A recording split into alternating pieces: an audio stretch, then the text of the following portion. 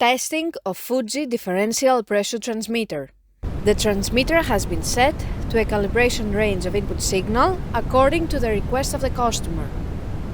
For testing, we add a 24-volt DC power supply, a multimeter in order to measure the milliamp output.